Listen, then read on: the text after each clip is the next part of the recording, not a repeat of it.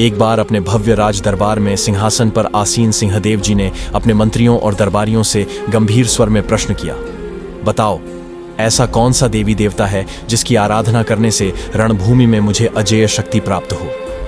दरबार में कुछ क्षण के लिए मौन छा गया। फिर एक वृद्ध मंत्री ने हाथ जोड़कर उत्तर दिया, महाराज, युद्धभूमि में जो देवी आपके रक्षक रूप में खड़ी हो सकती हैं, वह है रणचंडी मां भगवती चामुंडा। उन्हीं की आराधना आपको विजयी बनाएगी।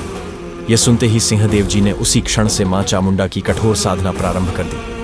तब भक्ति और आस्था से ओतप्रोत सिंहदेव ने वर्षों तक मां की उपासना की। अंततः मां भगवती चामुंडा प्रकट हुई और कहा, हे सिंहदेव, मैं तुम्हारी भक्ति से प्रसन्न हूं। आज से इस धरती पर तुम्हारा सामना कोई भी योद्धा नहीं कर सकेगा। तुम रणभूमि में अजेय रहोगे। इस वरदान को पाकर सिंहदेव जी का आत्मविश्वास और भी दृढ़ हो गया। उनका तेज अब सूर्य से भी प्रखर दिखाई देने लगा। सिंहदेव जी की 5 रानियां थीं और उनका जीवन सुखपूर्वक बीत रहा था। परंतु समय की करवट ने एक भयावह संकट ला खड़ा किया। उस समय दिल्ली की गद्दी पर अलाउद्दीन खिलजी का राज था। सत्ता के मद में चूर खिलजी ने एक अमानवीय कुप्रथा शुरू की थी।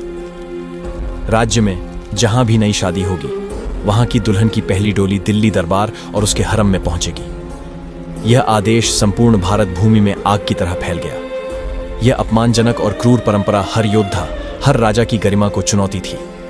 अब प्रश्न यह था, क्या सिंहदेव इस कुप्रथा के सामने झुकेंगे या मां चामुंडा के वरदान से वह इस अन्याय के विरुद्ध तलवार उठाएंगे।